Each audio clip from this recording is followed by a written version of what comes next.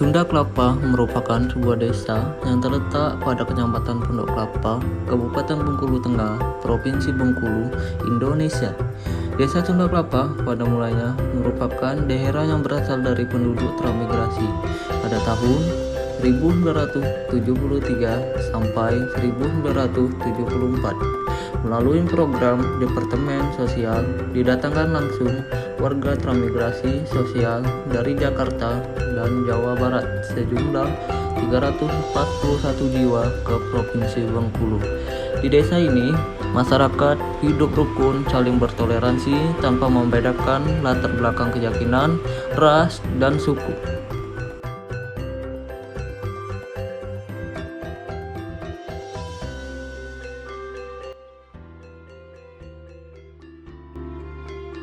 Saya Gunadi, enggak ada gelar-gelar yang lain. Umur 53 tahun. Jabatan sebagai Kepala Desa Sunda Kelapa. Kalau mata pencarian di Desa Sunda Kelapa ini hampir kebun, ternak.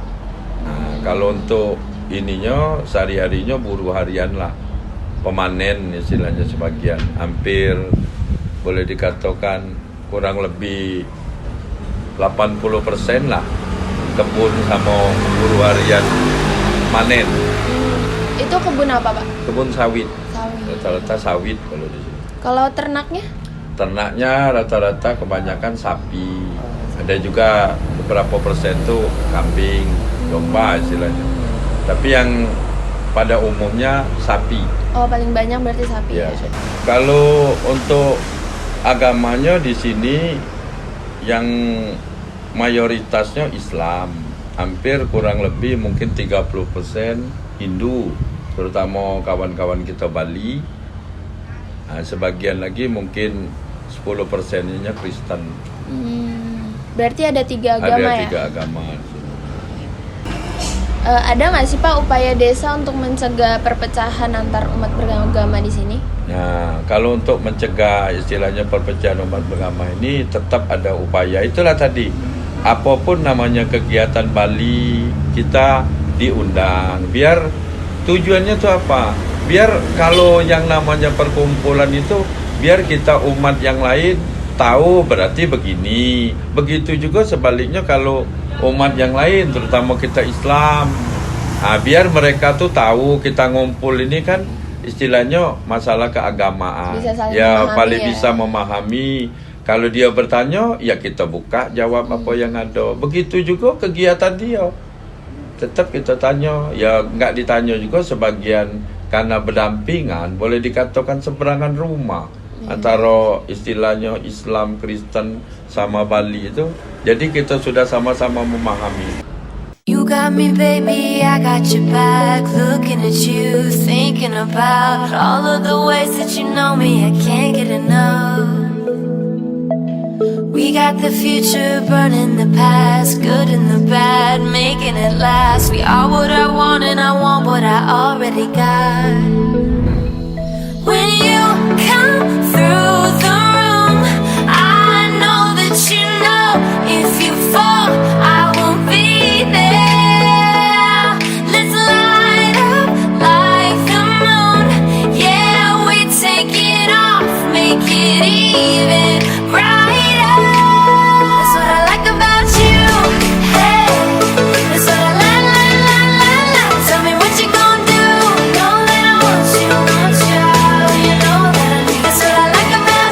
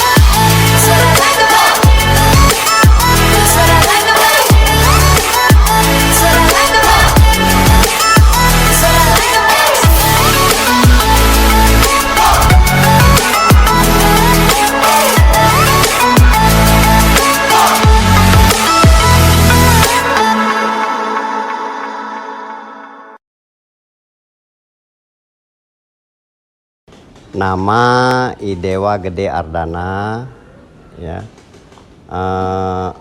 Status Pinandita atau pemangku, pekerjaan TNI, Tani. Umurnya berapa Pak? Umur 60 tahun. 60 tahun. Ya, pas pula. Kalau boleh tahu nih nama pura di Desa Sunda Kelapa ini apa ya Pak? Nama pura Tirtasari. Tirtasari. Ya. Pembangunannya nih sejak kapan Pak? Tahun 1986. Kalau untuk luasnya ada sekitar berapa Pak? Kalau luasnya berkisar 22 atau 25 meter kali 75. Beberapa hari yang lalu kan sempat diadain acara piodalan ya Pak? Iya, betul. Boleh dijelasin ulang nggak sih Pak rangkaiannya atau bagaimana sih proses upacaranya? Oh iya ya, mudah-mudahan bisa. Yang namanya pertama dari rangkaian kata piodalan. Odal itu akhirnya itu dalam kata kita itu odal itu keluar ya. Keluar atau terlahir. Dilaksanakan upacara piodalan, berarti pi itu mengulangi, ya. Odal itu terlahir. Nah, lahir dalam rangka apa? Nah, tentu kan begitu pertanyaannya. Sekarang apabila dilaksanakan upacara piodalan, karena awalnya dulu adalah waktu purnama ningkapat sesuai dengan kalender Bali, maka setiap tahun, setiap menemui purnama ningkapat itu dilaksanakan upacara piodalan ini sebagai ulang tahun. Ulang tahunnya sebuah kesucian, terlahirnya sebuah kesucian. Itu yang dimaksud dengan piodalan. Untuk proses upacaranya sendiri itu seperti apa Pak? Untuk proses upacaranya kita tidak terlepas dari tiga hal. Hanya saja di dalam pelaksanaannya itu yang terlihat memakai sarana-sarana atau media bebanten atau upakara. Yang pertama,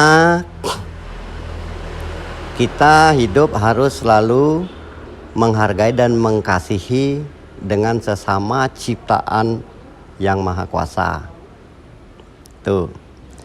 Yang kedua, sebelum kita melaksanakan suatu upacara yang sifatnya kusuk kepada beliau, tentu kita harus mensucikan jasmani dan rohani kita dalam bentuk proses upacara yang dinamakan mecaru ya. Mecaru itu menetralisir pengaruh-pengaruh yang tidak kita harapkan di saat kita melaksanakan upacara. Itu awal pertama. Kemudian setelah ini dilaksanakan rangkaian yang kedua, ini kita memediakan yang maha agung itu dalam suatu bentuk. Nah, kemudian hal ini kita laksanakan prosesi juga menghaturkan bakti sebagai penyucian yang nantinya akan dapat juga kita laksanakan dan kita bagikan kepada umat semua. Jadi dalam bentuk air suci atau tirta amerta. Ini semoga dapat menyucikan lahir dan batin setiap yang hadir. Begitu. Yang ketiga, pengucapan rasa syukur atas segala ciptaannya, sehingga kami pun memajangkan apa-apa bentuk ciptaannya yang bermanfaat untuk kita itu semua kami pajangkan. Baik itu dari segi tumbuh-tumbuhan, kemudian dari segi hewani, itu kami pajangkan ya sebagai ungkapan rasa syukur kepada beliau. Itu rangkaian upacaranya. Ada nggak sih Pak harapan Bapak nih sebagai tokoh agama umat Hindu juga ya untuk Desa Sunda Kelapa mengenai toleransi? Wah, sangat, sangat. Justru Desa Sunda Kelapa ini hanya tinggal pengesahannya sebagai desa moderasi beragama, yaitu kita dinamakan Kampung Pancasila. Nah, sebagai promotornya ini dari pihak pemerintah, yaitu dari TNI yang diwakili oleh Koramil. Nah, ini beliau sudah sudah merencanakan sebagai Kampung Pancasila. Itu kalau untuk di sini. Kalau boleh tahu Bapak sendiri udah berapa lama tinggal di sini? Kalau saya pribadi tinggal di sini mulai tahun 84. Kalau rombongan yang lain, karena kami datangnya nggak dari satu arah. Semua umat Hindu yang ada di sini tidak dari satu arah. Ada yang dari Medan, ada yang dari Palembang, kemudian ada yang dari Bali. Dan saya memang jauh sebelumnya memang sudah di daerah Bengkulu ini, gitu. Kaitan tentang budaya. Nah, ya sebagaimana yang anak-anak mahasiswa lihat kemarin, berarti ditata sedemikian rupa sehingga kelihatannya sangat meriah. Itu hubungannya antara budaya dan agama. Mungkin diperlukan ini tak jelaskan, ya. Nah, jadi budaya itu bukan agama, agama tetap literatur agama. Cuman kita sebagai manusiawi untuk dapat sujud kusuk kepada beliau, tentu kita memerlukan juga situasi kondisi kita yang nyaman. Dengan suatu keindahan yang kita lihat otomatis akan mempengaruhi jiwa kita dalam bentuk prosesi keheningan. Sehingga apabila kita sudah merasakan hening baru kita sujud kepada beliau. Nah, disinilah kalau kita ini kan yang paling tepat sekali, istilahnya paling menuju pada sasaran yang kita harapkan. Nah, itu kaitan budaya dengan agama.